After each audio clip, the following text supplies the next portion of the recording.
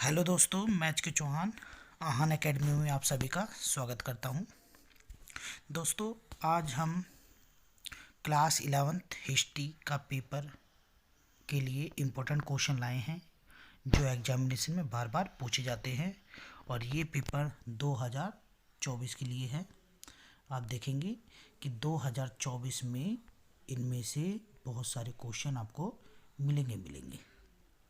ठीक है, तो आपको जो क्वेश्चन सॉल्व कराते हैं आपको क्या करना है, उसको लिख लेना है और उसे याद कर लेना है।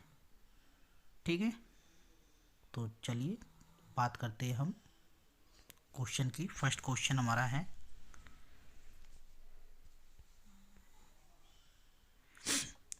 पहला क्वेश्चन हमारा है, पुनर्जागरण काल में मानवतावाद एवं यथार्थवाद से आप क्या समझते हैं या क्या अभिप्राय है। ये क्वेश्चन एग्जामिनेशन में बार बार पूछे गए हैं, तो आपके लिए बहुत ही इम्पोर्टेंट क्वेश्चन होंगे। तो देखिएगा, मानवतावाद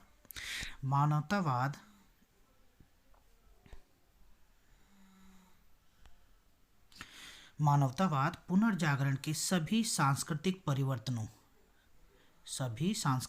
परिवर्तनों आप यहाँ पर देखना है, सभी सांस्कृतिक परिवर्तनों के लिए प्रेरणा का मूल स्रोत था। ठीक है, जिसका कला साहित्य इतिहास और राजनीतिक विचार पर भारी प्रभाव पड़ा था।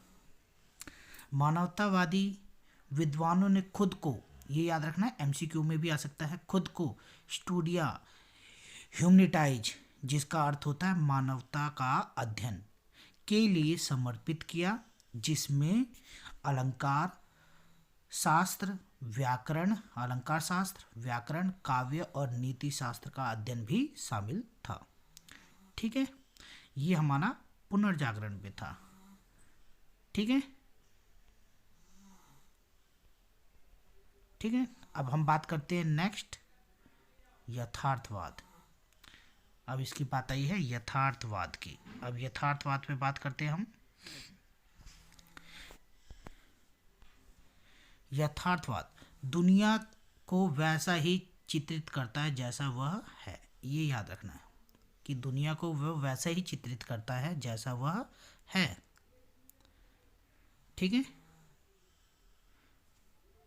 पुनर्जागरण काल में मानवीय भावनाओं को उदारता पूर्वक चित्रित किया गया है। मध्यकालीन काल में भावनाओं का कम उपयोग किया गया। मनुष्य अत्यंत ही प्राकृतिक एवं सजीव थे। तो यथार्थवाद में याद रखना है कि वो अपने सच्चाई पे रहते थे, उसमें उन्होंने अपने धर्म, सांस्कृतिक, कला, इसमें कोई भी उन्होंने परिवर्तन नहीं किया। ठीक है, ये हमारा था यथार्थवाद। क्लियर, चलते हैं नेक्स्ट क्वेश्चन पे और आप इसको नोट जरूर कीजिएगा। नेक्स्ट क्वेश्चन हमारा है, सन यात सेन कौन थे, उनके सिद्धांतों की विवेचना कीजिए, जिसने चीन में गणतंत्र की स्थापना में योगदान किया। अब हम बात करते हैं सन यात सेन कौन थे। आप यहाँ देख सकते हैं, सन यात सेन चीन के क्रांतिकारी नेता, चीन गणतंत्र के प्रथम राष्ट्रपति एवं जन्मदाता थे। ठीक है, आपको पता चला, सन यात सेन चीन के क्रांतिकारी नेता तथा चीन गणतंत्र के प्रथम राष्ट्रपति एवं जन्मदाता थे। वे पेशे से चिकित्सक थे। चीनी गणतंत्र में उन्हें राष्ट्रपिता कहा जाता था। ये याद रखना है आपको, राष्ट्रपिता। चीनी गणतंत्र में उन्हें राष्ट्रपिता कहा जाता था, जबकि चीनी जनवादी गणतंत्र में उन्हें लोकतांत्रिक क्रांति का अग्रदूत कहा जाता था। ये एमसीक्यू में आ सकता है। चीनी गणतंत्र में उन्हें राष्ट्रपिता और चीनी जनवादी गणतंत्र में उन्हें लोकतांत्रिक क्रांति का अग्रदूत कहा जाता था। कि राजवंशों को उखाड़ फेंकने में उनकी अहम भूमिका थी। ठीक है, याद रखना है आपको। चलिए आगे चलते हैं। सन यात सेन के नेतृत्व में 1911 में माचू साम्राज्य को समाप्त कर दिया गया और चीनी गणतंत्र की स्थापना की। ठीक है, माचुंग साम्राज्य को समाप्त किया गया था, ये याद रखना है आपको। ठीक है, और चीनी गणतंत्र की स्थापना की गई। वे आधुनिक चीन के संस्थापक माने जाते हैं। वे एक गरीब परिवार से थे और उन्होंने मिशन स्कूल से शिक्षा प्राप्त की, ये आ सकता है एमसीक्यू में। ठीक है, प्राप्त की कि जहां उनका परिचय लोकतंत्र व ईसाई धर्म से हुआ। उन्होंने डॉक्टरी की पढ़ाई की, परंतु वे चीन के भविष्य को लेकर चिंतित थे। उनका कार्यक्रम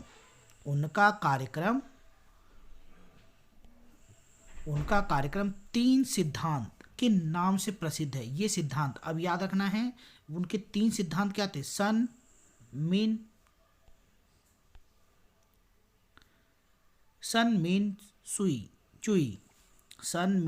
चुई। ठीक है, सन मीन्स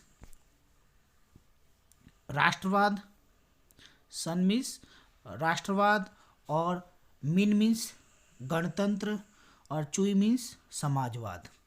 आपको ये 3 सिद्धांत पता होने चाहिए क्योंकि ये सिद्धांत भी एग्जामिनेशन में बार बार पूछे जाते हैं।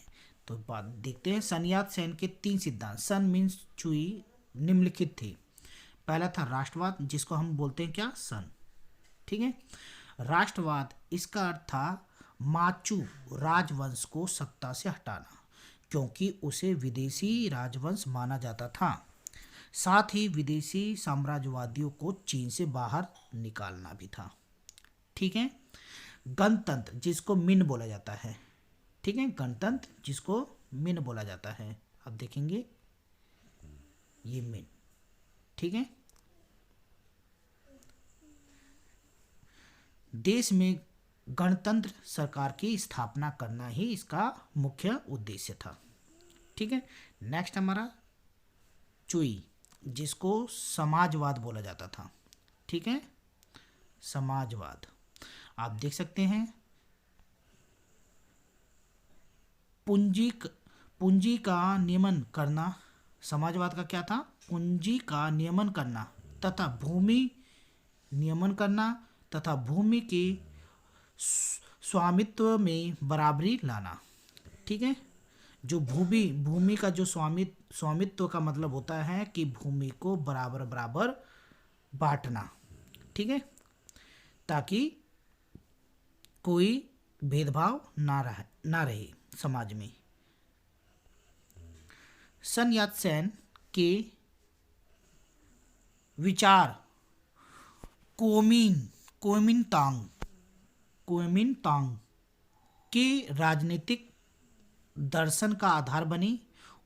उन्होंने कपड़ा, भोजन, घर और परिवहन, इन पर चार बड़ी आवश्यकताओं को रेखांकित किया। ठीक है, ये हमारा था क्वेश्चन नंबर 2। सन यात सेन कौन थे? उनके सिद्धांतों की विवेचना कीजिए, जिसने चीन में गणतंत्र की स्थापना में योगदान दिया। अब अगले क्वेश्चन की बात करते हैं। फ्रांसीसी समाज में प्रथम वर्ग पर एक संक्षिप्त टिप्पणी लिखें। बात करते हैं फ्रांसीसी समाज में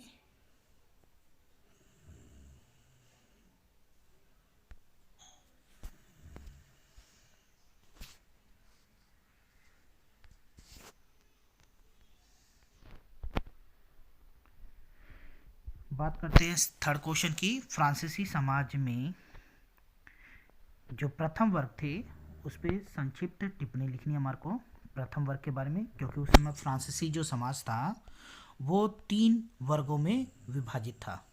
ठीक है, अब वो 3 वर्ग क्या थे हम देखते हैं। फ्रांसीसी समाज 3 वर्गों में विभाजित था। पहला पादरी, दूसरा अभिजात और तीसरा कृषक। ठीक है, फ्रांसीसी समाज उस समय 3 वर्गों में विभाजित था। पहला पादरी, दूसरा अभिजात और तीसरा कृषक। ठीक है, तो हमारे को पहले वर्ग, प्रथम वर्ग पर संक्षिप्त टिप्पणी करनी है। तो याद रखना है पादरी और अभिजात, ये जो 2 वर्ग थे, ठीक है, ये जो 2 वर्ग थे ये उच्च वर्ग थे। उस समय उच्च वर्ग कहे जाते थे। ठीक है, फ्रांसीसी समाज में इनका वर्चस्व सबसे अधिक था। जैसे कोई भी सुविधाएं हों, ठीक है, तो पादरी वर्ग और अभिजात वर्ग को वो सुविधाएं प्राप्त होती थी, और जो सारा जो बोझ था, जो बर्डन होता था, वो तीसरे वर्ग, ये जो तीसरा वर्ग हमारा है कृषक वर्ग, ठीक है, ये जो तीसरा हमारा है कृषक वर्ग, इस पे था। ठीक है, पेपर में हो सकता है पादरी और कृषक, इन दोनों में से कोई पेपर में जरूर आए, तो आपको ये तैयार कर लेना है। तो हम इसमें बात करते हैं पादरी वर्ग की। चलिए,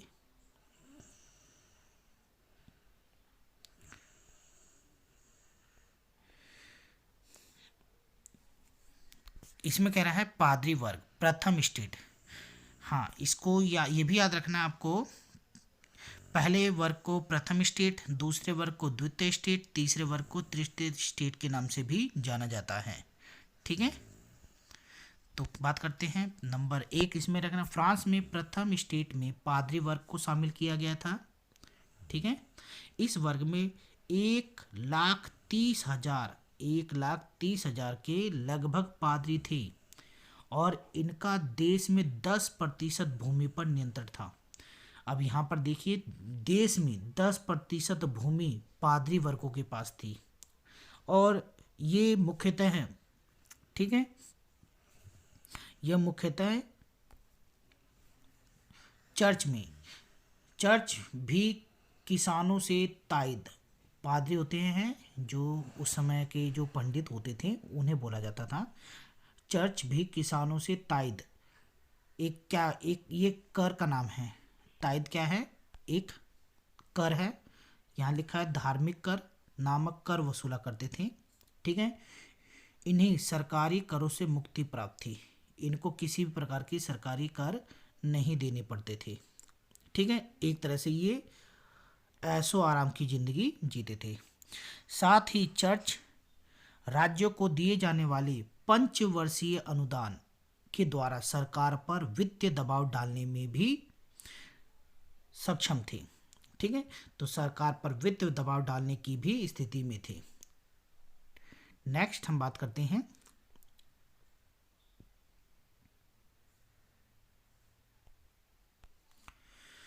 फ्रांस की शिक्षा पद्धति, प्रचार के साधन तथा नैतिक व अनैतिक में अंतर करने का अधिकार भी उन्हीं के हाथों में था। अब यहाँ पर भी बात हुई है, फ्रांस की शिक्षा पद्धति, प्रचार के साधन तथा नैतिक व अनैतिक में अंतर करने का अधिकार भी उन्हीं के हाथों में ही था।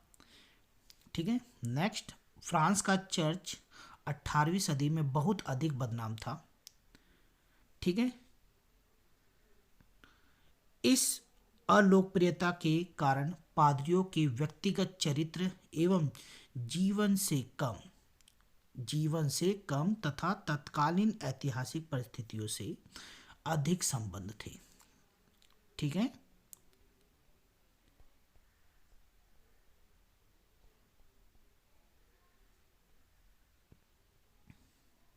नेक्स्ट बात करते हैं चर्च की अलोकप्रियता का एक प्रमुख कारण फ्रांस, विशेषकर उसके नगरों तथा मध्य वर्गों के व्यक्तियों में अलोकप्रिय होती हुई संयमवाद की प्रवृत्ति थी। मतलब कि ये जो प्रथम वर्ग थे, ये जो तृतीय वर्ग के लोग थे, मध्यम वर्ग जो उस समय कहे जाते थे, जिसमें बिजनेसमैन थे, किसान थे, ठीक है, वो तृतीय वर्ग में थे, तो उनकी लोकप्रियता उनमें कम थी। ठीक है, इसके प्रभाव में ईश्वर का अस्तित्व तथा चर्च की उपयोगिता दोनों ही विवाद का विषय बन गई। कि क्या, यहाँ पर देखो, ईश्वर का अस्तित्व, क्या ईश्वर है, चर्च की उपयोगिता दोनों ही विवाद का विषय बन गई उस समय। ये चीजें ध्यान रखने योग्य बात है। दूसरा कांड चर्च के सामंती अधिकार तथा उनका कठोरता के साथ लागू किया जाना भी था, जिसके कारण किसानों में उनके विरुद्ध असंतोष उत्पन्न हो रहा था। ठीक है, तो इसमें याद रखना है, चर्च, दूसरा कांड ये भी था कि भाई चर्च इतना अप्रसिद्ध क्यों हो रहा था। दूसरा कांड था सामंती अधिकार। ठीक है, कि उन्होंने जो टैक्स लगाए गए थे, ठीक है, जिसको ताइद बोला गया था, आपने देखा ऊपर, जो टैक्स लगाए गए थे, ठीक है, ये धार्मिक चर्च किसानों से ताइद नामक एक कर वसूलता था, जो उसकी खेती का 1/3 भाग होता था। ठीक है, तो अगला होता है क्वेश्चन गोल्ड रश। ये तो बहुत बार आया हुआ है। अगर बात करें इस साल का, ये सबसे इम्पोर्टेंट क्वेश्चन हो सकता है कि एग्जामिनेशन में ये सबसे ज़्यादा चांस है इसके आने के। ठीक है, गोल्ड रश से क्या तात्पर्य है। चलिए शुरू करते हैं। यह आशा हमेशा से की जाती रही कि उत्तरी अमेरिका में धरती के नीचे क्या है, सोना है, धरती के नीचे सोना है। 1840 ईस्वी में संयुक्त राज्य अमेरिका के कैलिफोर्निया में सोने के कुछ चिन्ह प्राप्त हुए। ठीक है, चिन्ह प्राप्त हुए, इसे गोल्ड रश को जन्म दिया। जो इसने क्या करा, गोल्ड रश को जन्म दिया, गोल्ड रश। तो कैलिफोर्निया अमेरिका में एक जगह है, ठीक है, वहाँ पर अनुमान लगाया गया था कि इस क्षेत्र में जमीन के अंदर क्या है, गोल्ड है। ठीक है, तो इस गोल्ड को प्राप्त करने के लिए लोग पूरे यूरोप में फैल गए, वहाँ पर जाने लगे। ठीक है, जिसके कारण वहाँ पर अलग अलग प्रकार के डेवलपमेंट हुए, जैसे रेलवे का विकास। ठीक है, जो हम इसमें पढ़ेंगे गोल्ड रश में। तो यह उस आपाधापी का नाम है जिसमें हजारों की संख्या में आतुर यूरोपीय लोग अपनी किस्मत संवारने के लिए कहाँ पहुंचे, अमेरिका में पहुंचे। ठीक है, याद रखना है कि, ठीक है, उन्होंने कहा है कि यह उस आपाधापी का नाम है जिसमें हजारों की संख्या में आतुर यूरोपीय लोग अपनी किस्मत संवारने के लिए अमेरिका पहुंचे। इसके चलते पूरे यूरोपीय में रेलवे लाइनों का निर्माण हुआ। ठीक है, इसके चलते पूरे महाद्वीप में रेलवे लाइनों का निर्माण हुआ। संयुक्त राज्य अमेरिका की रेलवे लाइन का काम सन 1870 ईस्वी में पूरा हुआ और कनाडा की रेलवे का 1885 ईस्वी। ठीक है, औद्योगिक क्रांति के बाद उत्तरी अमेरिका में भी कई प्रकार के अलग कारणों से विकसित हुए। जो उद्योग थे वो कई कारणों से विकसित हुए। एक उद्योग रेलवे के साज सामान बनाने को विकसित हुआ ताकि दूर दूर के स्थानों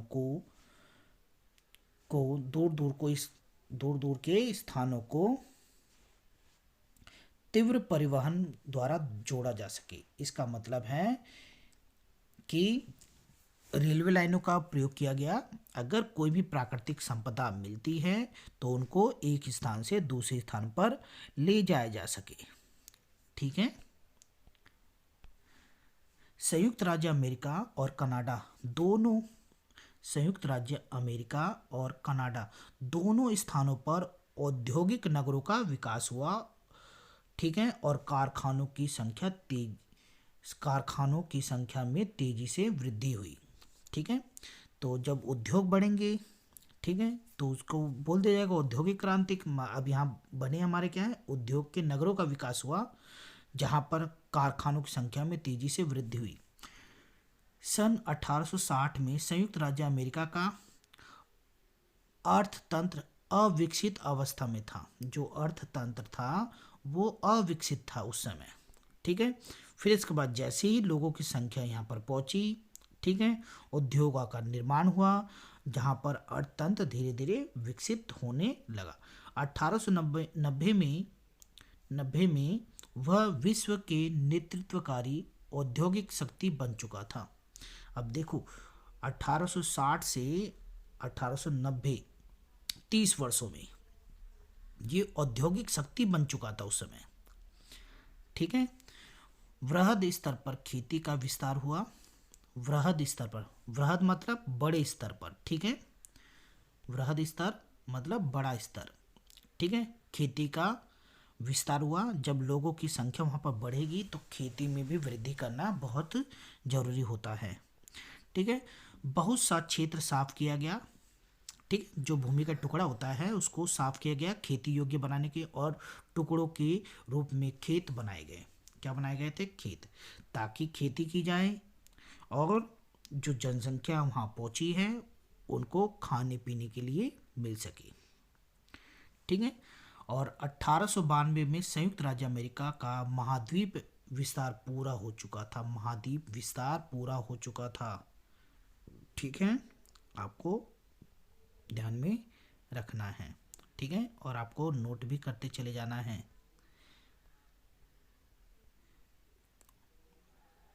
फिर आ गया प्रशांत महासागर और अंटार्कटिक। प्रशांत महासागर और अंटार्कटिक महासागर के बीच का क्षेत्र राज्यों में विभाजित किया जा चुका था। कुछ ही वर्षों में संयुक्त राज्य अमेरिका ने हवाई और फिलीपींस में अपने उपनिवेश स्थापित कर दिए। ठीक है, तो ये हमारा क्वेश्चन नंबर था 4, जो हमारा आंसर है। आप इसको उतारते रहिए और इसको आपको नोट करना है। आप जब इसको तैयार करेंगे तो MCQ क्वेश्चन आपको यहीं से तैयार हो जाएगा। हम यहाँ पर लॉन्ग क्वेश्चन की बात करने हैं जो पेपर में बार बार पूछे जाते हैं। ठीक है, तो नेक्स्ट क्वेश्चन, 5th क्वेश्चन की बात करते हैं। मेसोपोटामिया शब्द का क्या अर्थ है? मेसोपोटामिया शब्द का क्या अर्थ है? मेसोपोटामिया की सभ्यता को शहरीकरण किन दशाओं के कारण हुआ? मेसोपोटामिया का क्या अर्थ है? मेसोपोटामिया की सभ्यता में शहरीकरण किन दशाओं के कारण हुआ? शहरीकरण के बारे में हमारे को बताना है। तो हम पढ़ते हैं। मेसोपोटामिया का पहले अर्थ पढ़ेंगे। जो शाब्दिक अर्थ होता है वो है क्या? मेसोपोटामिया का यूनानी भाषा के 2 शब्दों, कौन से 2 शब्द हैं? मेसोस यानी मध्य, इसका अर्थ क्या है? यानी मध्य, और पोटेमोस, ठीक है, यानी नदी से मिलकर बना है।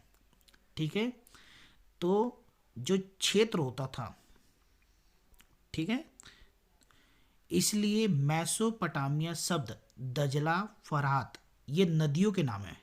दजला और फरात नदियों के बीच की उपजाऊ धरती को इंगित करता है।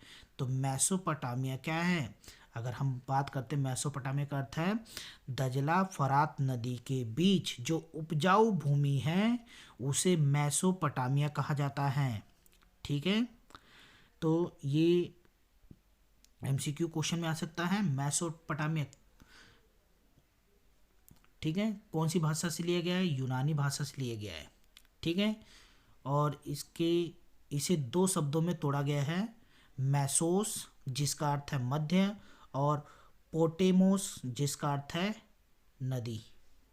ठीक है, तो मेसोपोटामिया का अर्थ हो गया हमारा 2 नदियों के बीच का क्षेत्र, जिसे मेसोपोटामिया कहा जाता है।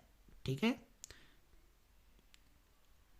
अब मेसोपोटामिया में शहरीकरण की दशा के क्या कारण थे वो पढ़ते हैं।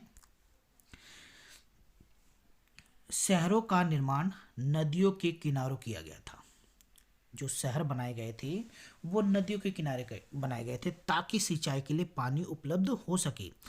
और हमेशा देखेंगे आप कि लोग ज़्यादातर नदियों के किनारे ही बसे, क्योंकि अगर वो खेती करते थे तो उनकी उनके लिए उपजाऊ ज़मीन अच्छी मानी जाती है नदियों के किनारों की। ठीक है, और उनके पशु, क्योंकि हमारे को सबसे ज़्यादा सरवाइव करने के लिए दो चीज़ों की आवश्यकता होती है। पहला हो गया है हमारा पानी, हम बात करते हैं पानी, ठीक है, और भोजन, पानी और भोजन, हम इनकी तलाश करते हैं। ठीक है, नदियों के पास ये चीज़ें बहुत आराम से मिल जाती हैं। ठीक है, इसलिए लोग हमेशा नदियों के पास ही बसा करते थे। चलिए आगे बात करते हैं। बड़े शहरों में बड़े बड़े मंदिर और महल बनाए गए थे, जो शासकों और पुजारियों के अधिकार का प्रतीक थे। ठीक है, जो महल बनाए गए थे, अब जब शहरीकरण आ रहा है, जब लोग बसेंगे तो नदियों के किनारे बसेंगे तो उनकी जो आवश्यकता होगी उनको उनकी पूर्ति भी वहाँ पर की जाएगी। ठीक है, शहरों में बाजार, सड़कें बनाई गई, जो लोगों को एक दूसरे के साथ व्यापार करने और संवाद करने में मदद करती थी। ठीक है,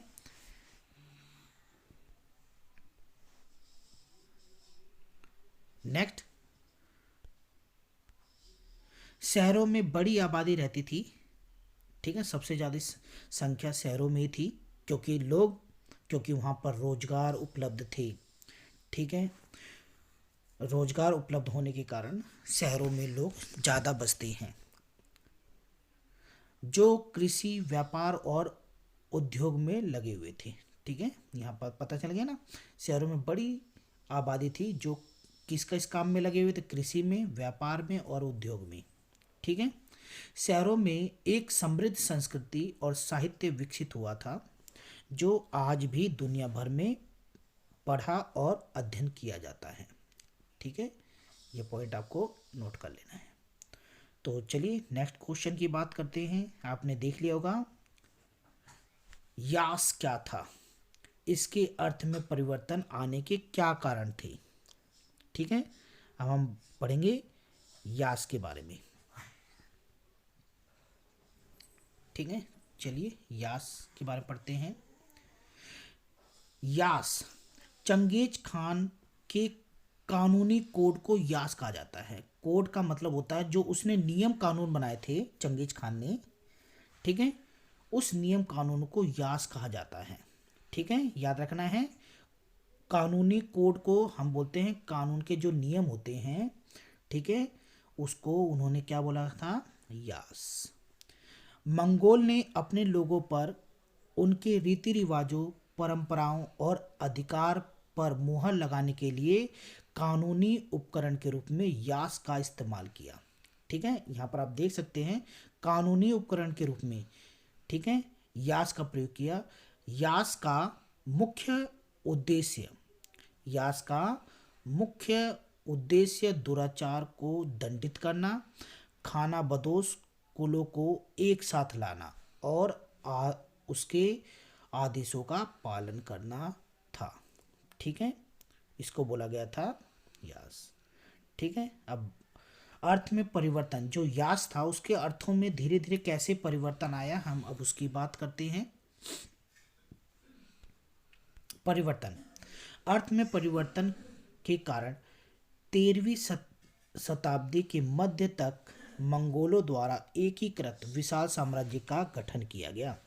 अब यहाँ देखना, अर्थ में परिवर्तन के कारण 13वीं शताब्दी के मध्य तक मंगोलों द्वारा एकीकृत विशाल साम्राज्य का गठन किया गया।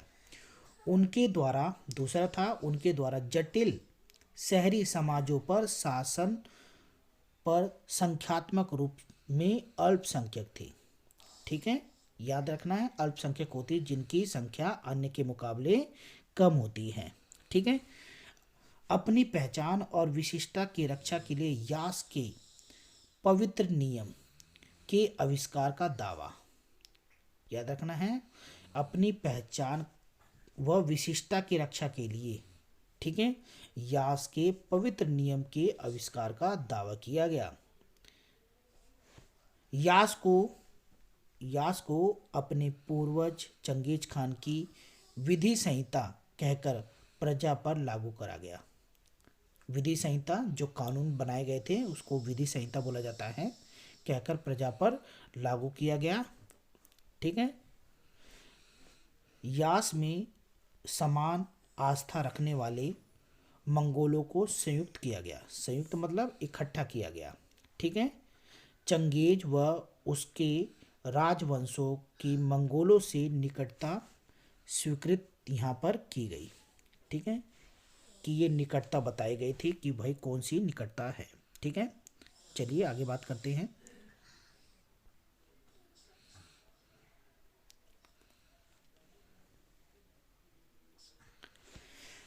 यास से वंशजों की कबीलाई पहचान बरकरार। तो यास की जो कबीलाई मतलब जो कबीले थे, जो नियम बनाए गए थे वो वहाँ पर बरकरार थे। ठीक है। पराजित लोगों पर नियम लागू करने का आत्मविश्वास। ठीक है, जो पराजित लोग थे उन पे नियम अच्छे से लागू किया जा सकता था, ये उनका आत्मविश्वास था। यास चंगेज खान की कल्पना शक्ति से प्रेरित था। वह विश्वव्यापी मंगोल राज्य की संरचना में सहायक था। ठीक है, तो आज हम इतने ही क्वेश्चन की बात करते हैं। मिलते हैं नेक्स्ट वीडियो में, और उम्मीद करता हूँ कि आपको ये वीडियो पसंद आई होगी।